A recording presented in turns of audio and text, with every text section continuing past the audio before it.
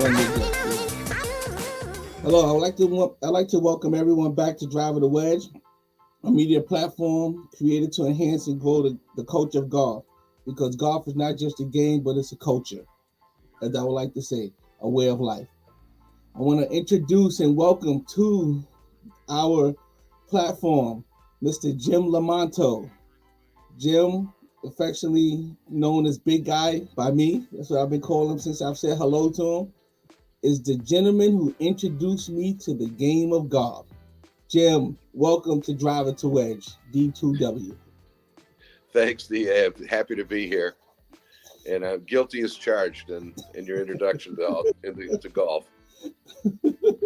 Okay, so big fella, tell us a little bit about yourself. Just a brief introduction.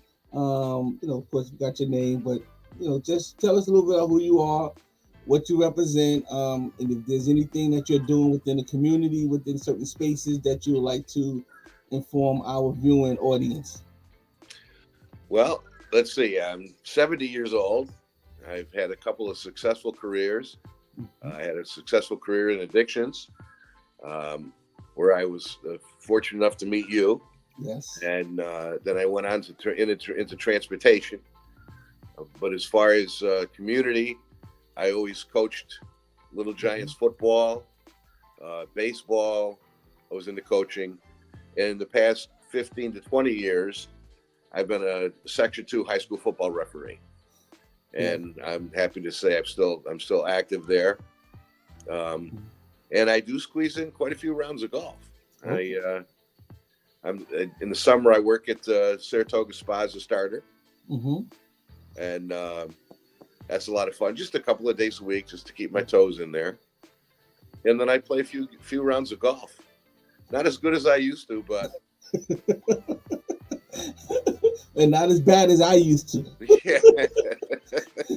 All right. We'll get into that. Okay. No, I wouldn't get to it's ironic that I've known you over 22 years now. Right. And just think about all the things that you talked about. I've found a way to hitch my wagon pretty much to all those entities other than the casino part of it. You got me into a career in the addiction field. I've been a referee right alongside of you as well. Matter of fact, I use a transportation company for the Better Than Par youth golf program when I take the kids down to a PGA event. And of course, golf. I mean, if it wasn't for you, and matter of fact, let's get into that. How did you get me into golf? Let's start there. Well, it was one day I had this young upstart who worked for me, and of course, sometimes I didn't know if I worked for him or if he worked for me. And one of my supervisors, we were talking about golf. We're going to go play golf. We're going to reminisce. We're going to a conference. We're making reservations. And this athletic young man came into my office and he declared that golf is not that hard. And I'll bet you $50 I can beat the pants off of both of you. Cocky, young, strong, athletic. and you were all those things. Yes. You were all those things. So we chuckled and we said, well, absolutely. We'll go to the conference. We'll make a reservation. And we suggest you go to the driving range and get tuned up. Mm-hmm. So we went up to Lake Placid. We played the Lake Placid Club. We chose the Heather course that day. Mm-hmm. And at the time, I was playing pretty good golf. And we teed off. And I went down the middle, maybe about 260, 265. DA hit his, and the other fellow hit his drive about 220. Mm-hmm. DA got off the tee, a full 20 yards, I would say. He got off the tee. And after his fourth shot, he was standing next to me at my drive. Yes. It probably was more like my sixth shot because some of them didn't go nowhere. I moved more earth than I did ball. and that you did. So as we played on, he finally, and of course, this is the best part of you, is you found your humility and said, man, this game is hard. I'm gonna even give you some more backstory. So as you guys are telling me about the game in your office, what y'all gonna do when y'all talking back and forth, and I'm just like a fly on the wall, and I'm thinking to myself, this can't be this difficult. I'm 27 years old, cock strong, athletic, done played every sport at a high level. I could beat these jokers. They middle-aged men. You know what I'm saying? They can't be. So he's like, okay. So, you get the approval for me to tag along because y'all are all at the director levels and above. And here I am. What was my title at that particular point? I think I was like a respite worker, right? I was just doing per diem at that particular point, or no, I think you were supervising supportive living, I think. Okay, all right, yeah. Yeah. You saw something in the great one early, so that was good. Thank you. So, of course, Tiger Woods is the big buzz of every golf conversation, and he's all over the place. So I go to Dick's Sporting Goods, and I swear I buy everything Nike. I don't even have a set of club. I buy a box set of club. I buy a Nike hat, Nike gloves, Nike shoes, Nike socks. I look like the poster child. And guys, I tell you, I get up to that first tee. Jim stripes it. Whew. Our other supervisor, he hits a pretty good ball. Don't hit it the way Jim does. And then the conference chairperson, because it was ASAP, he hits a pretty good shot as well.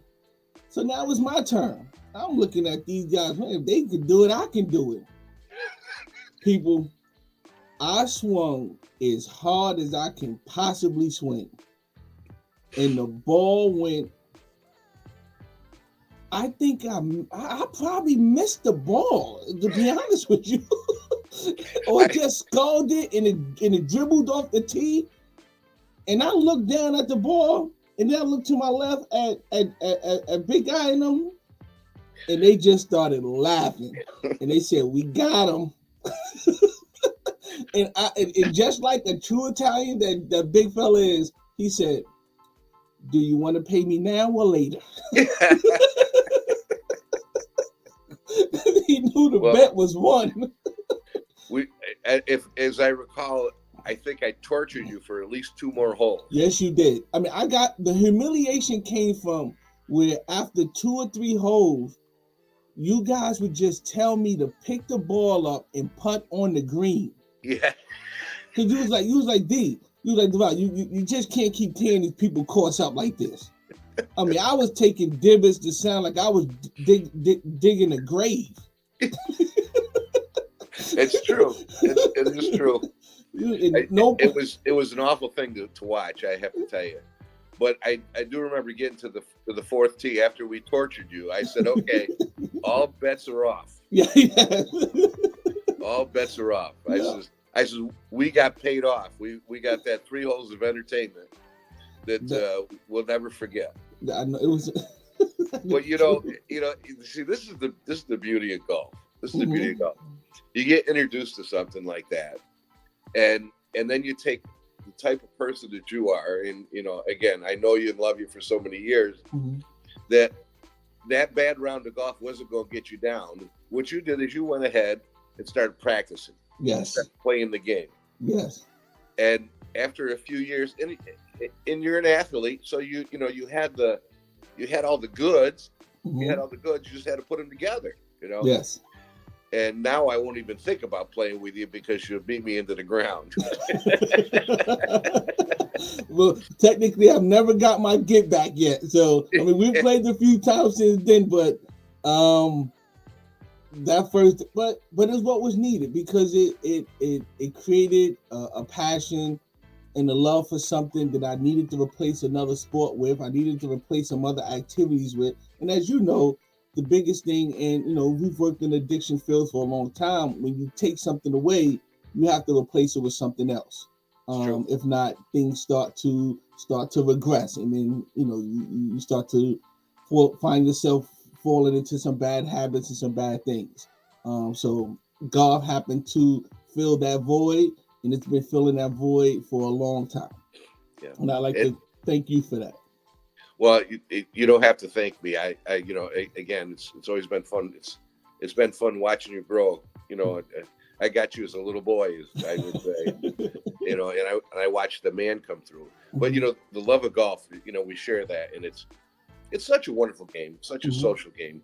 You know, uh, yeah, yes, I give you an example. Yesterday we played a course over. I'm in St. Petersburg.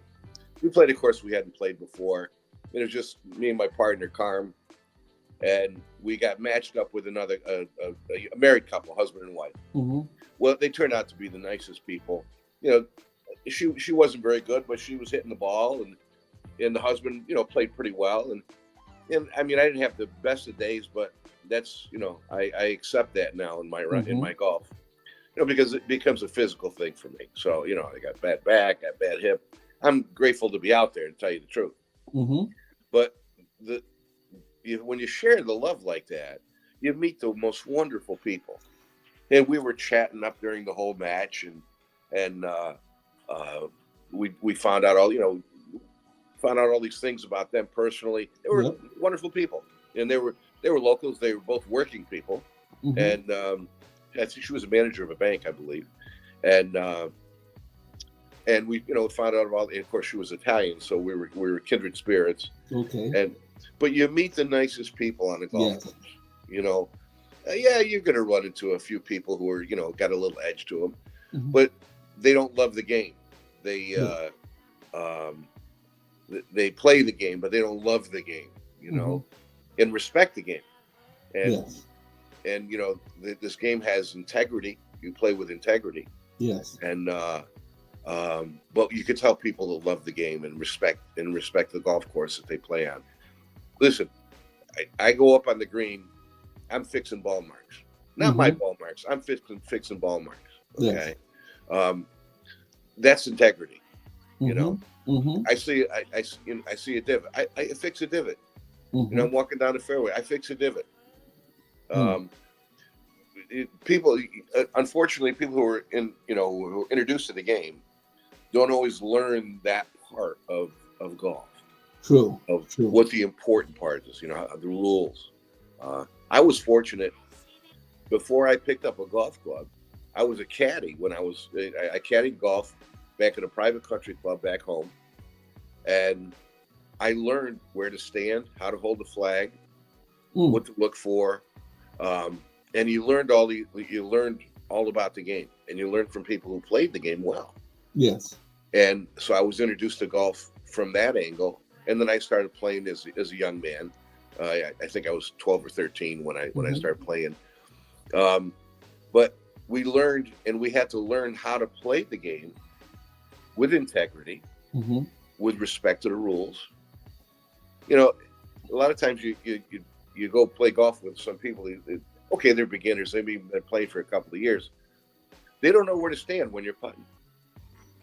You That's know, true. Yeah. you never stand in the guy's line of vision.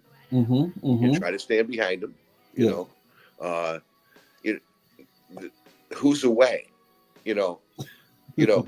Now, if you have a regular game and you're playing ready golf, you play ready golf. Yes. That moves things along. Mhm. Um, and nobody wants to be on the golf course for 6 hours. Mhm. Mhm. But some people, they don't know what away means, and they don't know why it's away.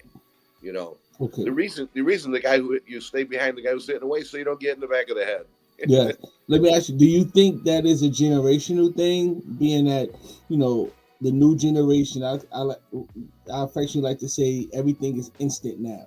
So they move fast, attention span is a lot shorter. So as far as repairing divots and repairing ball marks, they just want to get on to the next shot or get on to the next quirkiness in terms of what brings them fun in the game, whether it be filming TikTok or doing something for social media. They're just so fast, so instant, so spontaneous. Do you think that contributes to some of um, the forgetfulness or the short-sightedness in terms of those etiquettes and the compliance of the rules and of golf? Well, to your point, I think the biggest issue is the popularity of the game, which is wonderful. The light that's been shining on golf, and it's it's it's um, it's spread countrywide. Hmm. Of course internationally also. the interest in the game has been so great that people start playing, because of the popularity of the game. And, their friend at work is playing golf. Hey, you want to go play golf? We'll have a couple of beers. That's always some of the slant. Today, like you say, everything's instant. A lot of what they do that's instant is, drinking. Everybody likes to have a beer and likes to relax. It's just another social event. But I think it's because the popularity in the past 10 years has been so rapid that people have been climbing on board and just going out there hitting the ball and following their buddy that taught them to play golf, and they learned from them. And if they didn't learn the rules of golf, if they didn't learn the rules of golf from their playing partner, they don't know the rules. I'm always entertained by watching a guy hit a ball off the tee, okay, and the ball's clearly out of bounds. Yes. Okay. And when they say, well, I'll drop one down there. they clearly don't know the rules of golf. He's just supposed to hit a provisional. Now, for the guys who play golf that are listening to this, they know that. Okay? Yes. Anyone who takes the interest in your podcast knows that when you hit a ball out of bounds, you have to hit a provisional shot. Okay. And then when you lose your ball out of bounds, you're already hitting 3. Okay. Yes. So, and everybody, I think, of course, our educational system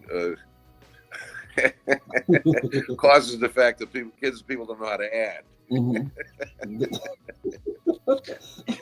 Hey, what I find the most, and I'm gonna have a segment called, probably in another recording, it's called Pet Peeves. Yeah. I have a few. Everyone has a few. I noticed the better players don't necessarily have pet peeves. They just have sticklers for etiquette, compliance, and rule enforcement. I always say that a person knows the rules of the game when it doesn't apply to them. You know what I'm saying? Yeah. You know how many times you playing with a person, they hit a shot and then something is not well, or they hit a bad shot. The first thing they say is, so what I do here? But if you hit that same shot and get into that same scenario, they're telling you. You don't even have to ask what you do there. They're telling you. So they all know the rules until it applies to them. Yeah. I always like the kid. I've played with so many different people, and the guy hit a ball off the tee, and it went about, it went left into the to the woods, and he goes, it went left, or it dribbled 20 yards off the tee. He says, well, I'm going to hit another one. I'm going to hit another one. Good. I said, you're hitting 3. Yeah. Simple as that.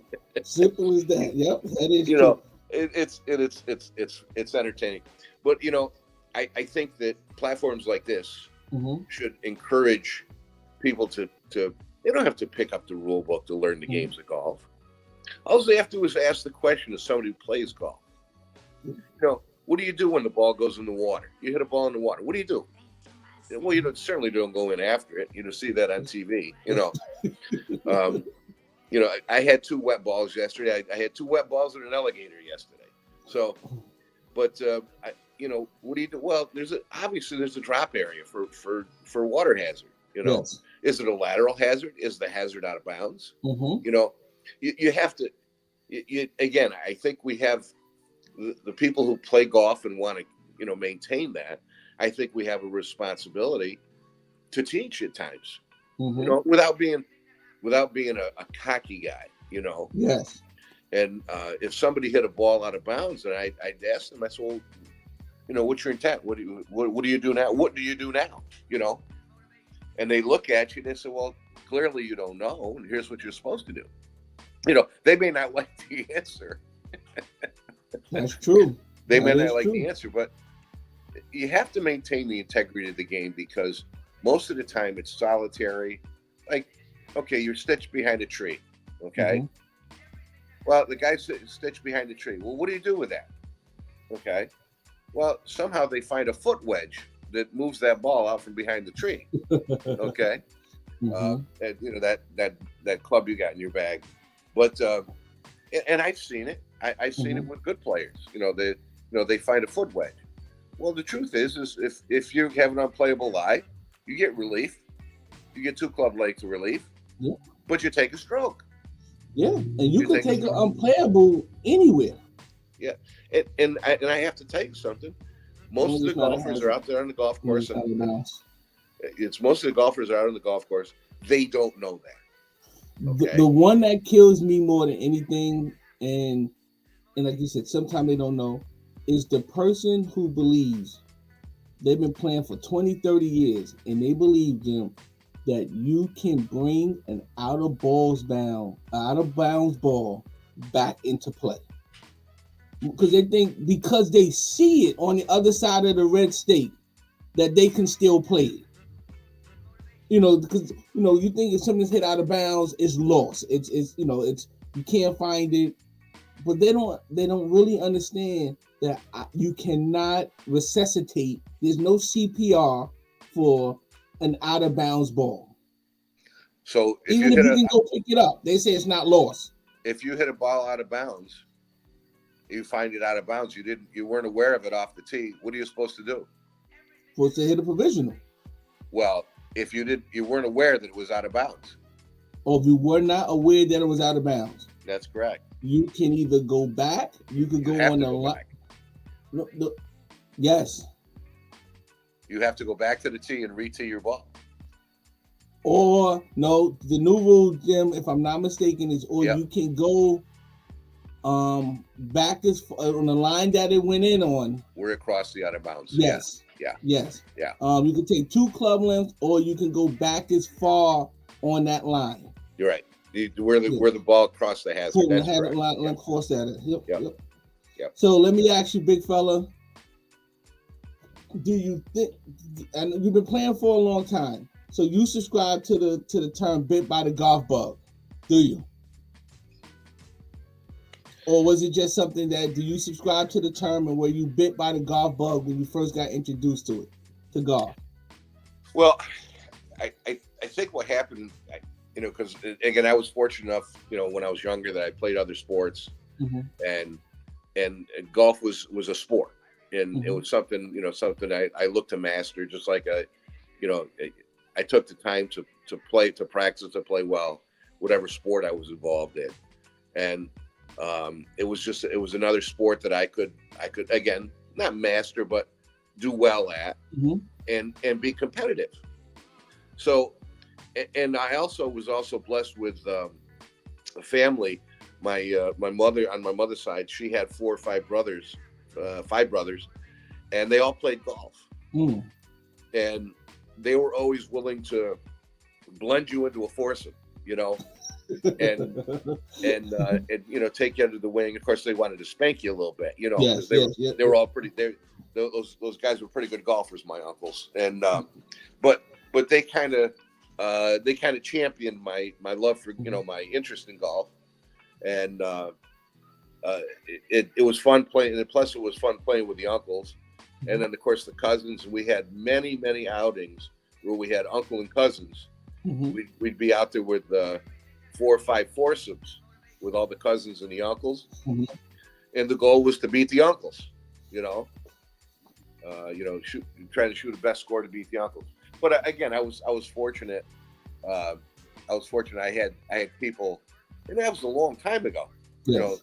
That was a long time ago. We had got to play golf with our uncles. I remember funny story.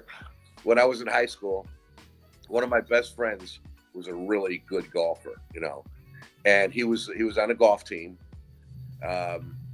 and he was number 1 on the golf team, and he just won sectionals.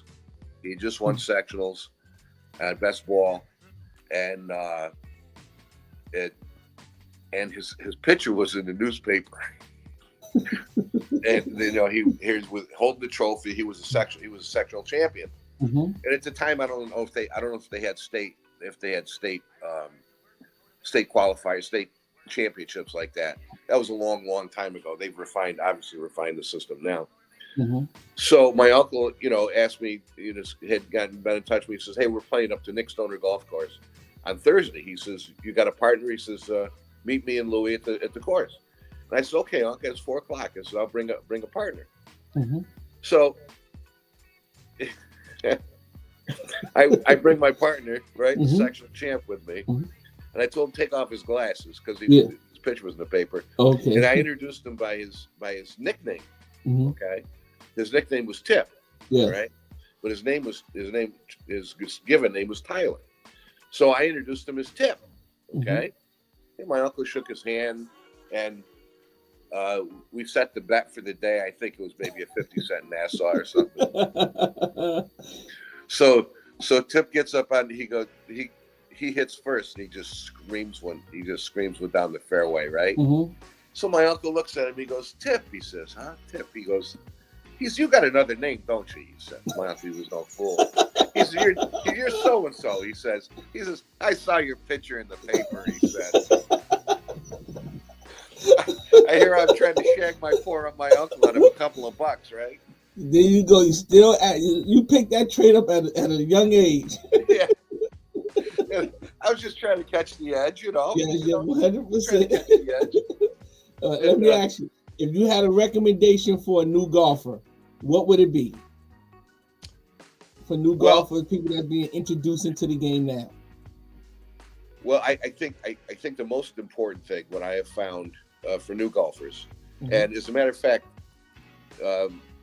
Baby Food has taken up golf. Yes, she's taken up golf, and I think the most. And I've been out on the course with her, and I've tried to help her a little bit, and that's a dangerous thing, by the way.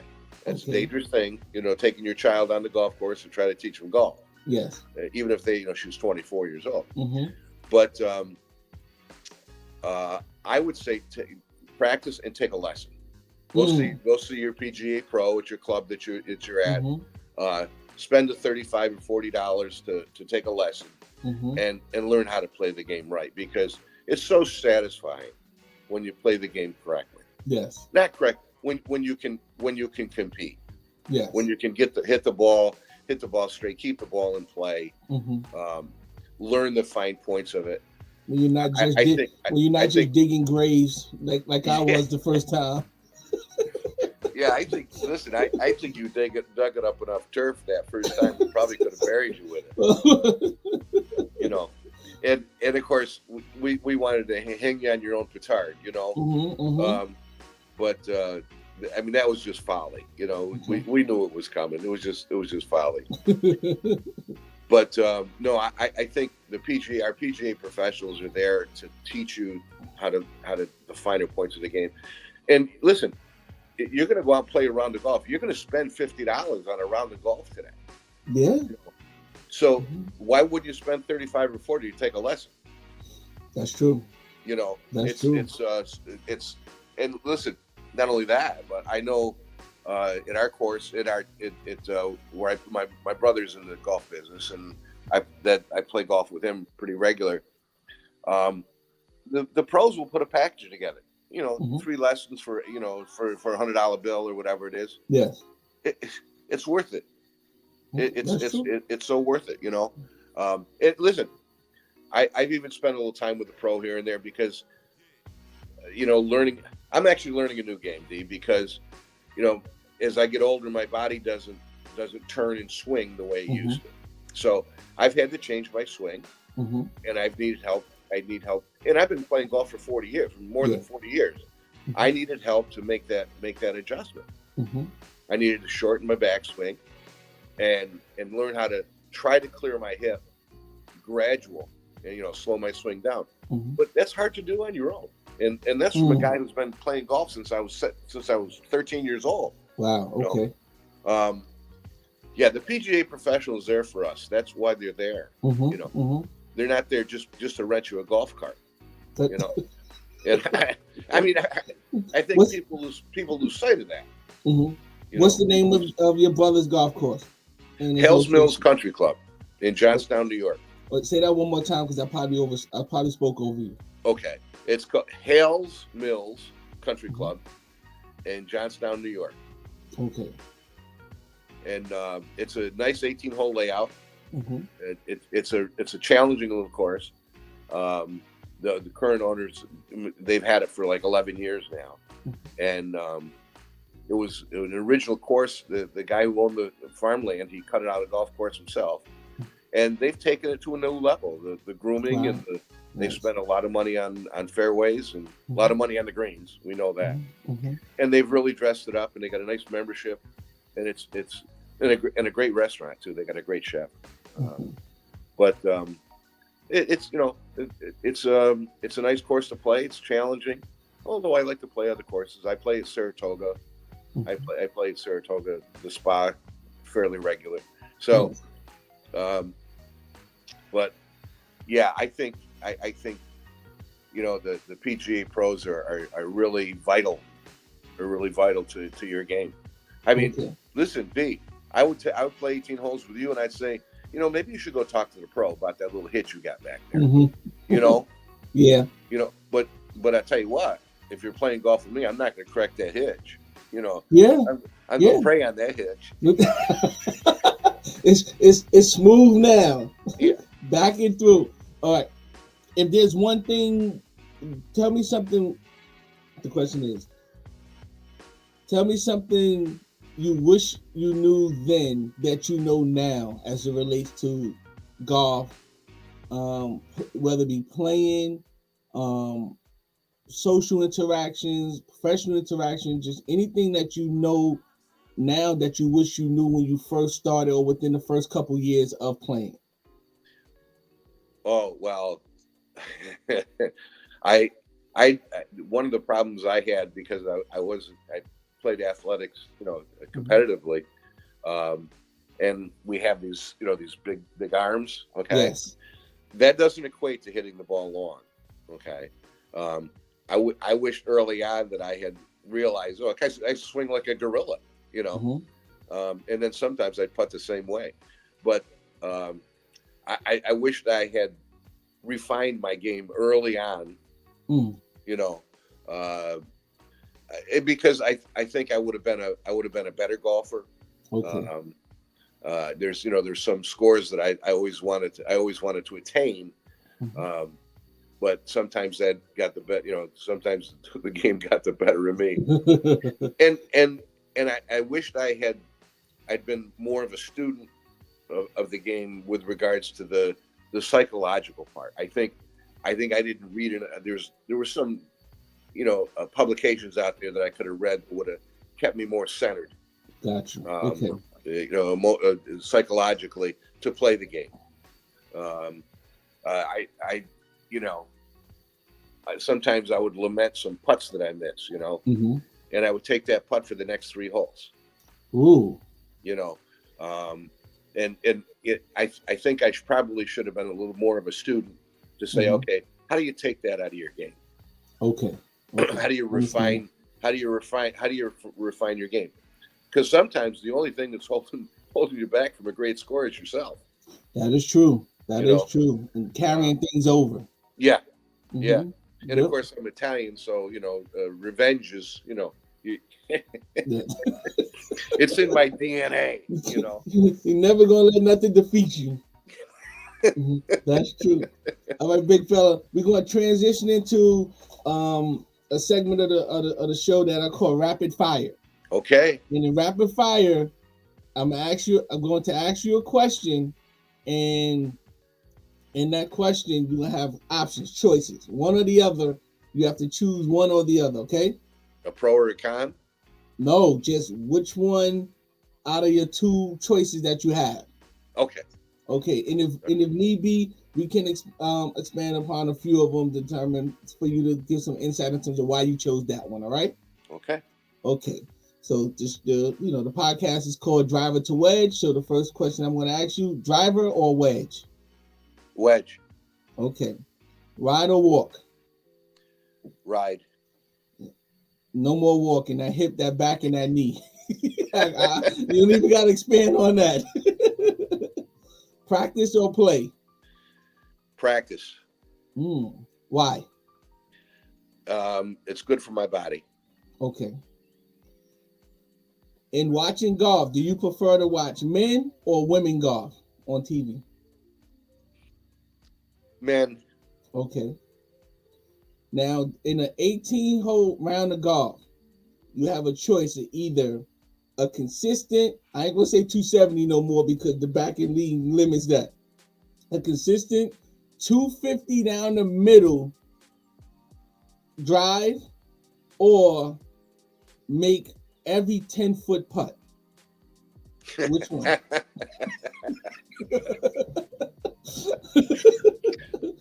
I'll take that 10-foot putt. You'll take that 10-foot putt. Okay. When on the golf course, I'm still hitting them pretty straight. Okay, all right. When on the golf course, do you, or going to play around the golf, do you bring food or snacks, or do you purchase them at the clubhouse? Clubhouse, okay. Well, you know your family's in the golf business, so every little bit helps. You got to stimulate the economy. You've always said that. Bang for the buck, right? That's right. Okay. I had an interview with someone not too long ago on one of the other segments. Jim, and I don't know if it's me, but I will give you this insight from me. Unless there's a cart girl, I cannot buy nothing from the cart if it's a guy.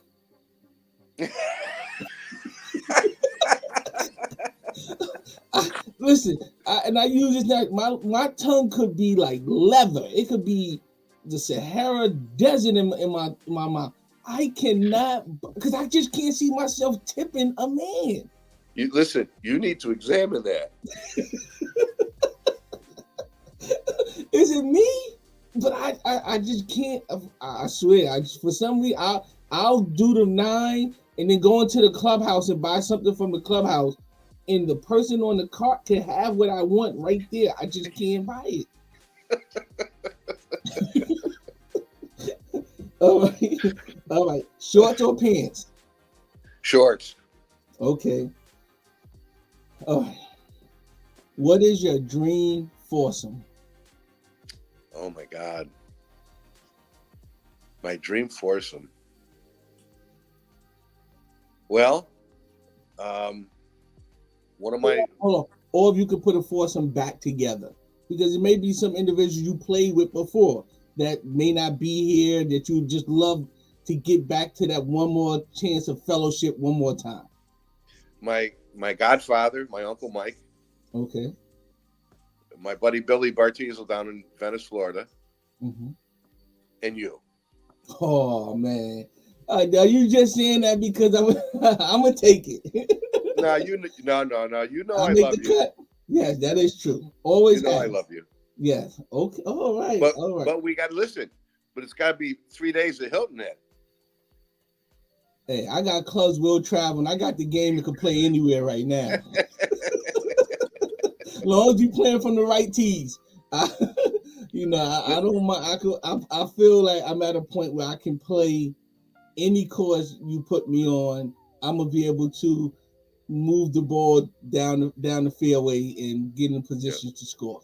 Listen. You know what I'm looking forward to? What? Those senior tees. Jim, I've been saying this for the last 3 years to anyone I play with who plays the senior tee. I can't wait.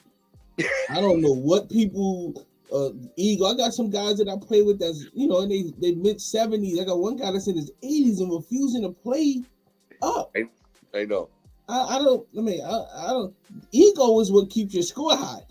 Well, one of the things that about playing the senior tees that I'm looking forward to, mm-hmm. because I hit the ball pretty well off the tee, okay. And I can still draw the ball. Mm-hmm. So I get some distance off the tee, not a lot, but I still get some distance off the tee. But from the senior tees, you get to play different clubs on your second shot. Yes. So I'm using some of those clubs in your bag that you don't use very often. I mean, if I can go with a pitching wedge instead of a 7-iron, I'm taking that all day. I mean, even though my club head speed is probably not going to be where it was 10 years ago, but I'm gonna take the shorter club. One is easier to hit. Your misdispersion shrinks a lot because of the loft on the club. Hey, but listen, I go to those senior teams. I'm gonna start playing for money again. it's gonna be more than the 50 cent Nassau, right? By the time you get finished, your round of golf gonna be paid for. All right, big fella. So I want to thank you for coming on, sharing your insights, sharing your information. We talked about etiquette, rules of the game, why people need to start to incorporate proper self-policing, gain knowledge of the game. You also discussed the need to see a PGA professional. That was one of the recommendations, to take lessons for people who are newly introduced to the game of golf. Believe it or not, I wish you would have told me all those things when I first started, other than just putting toe bone to butt bone. That would have helped me a lot better. I done lost a lot of golf balls trying to come after you, get better. So I don't feel for you to be telling me to pick it up and play and just start putting on the green because you knew I couldn't mess the golf course up no more. But I want to thank you for taking the time out. I know you down. I'm stuck in the capital district of New York, and you're down in sunny Florida. Probably going to tee it up later on today or tomorrow. But I have to. When I play a day, I got to take a couple of days off to recoup. Okay. So that's that's part of it too. But yeah, I'll probably play Monday or Tuesday. Okay. Well, it'll be snow here. Yeah. I will see you at the end of March, my friend. Yes, look forward to interacting with you. So in conclusion, I want to thank everyone for sharing in this experience to grow the golf culture. I humbly ask, if you like and benefit from Driver the Wedge content, that you subscribe, like, and share. I sign off by saying, if you want to get better at golf, let's get better in life. Thank you so very much, Jim, big fella. I look forward to interacting with you in March.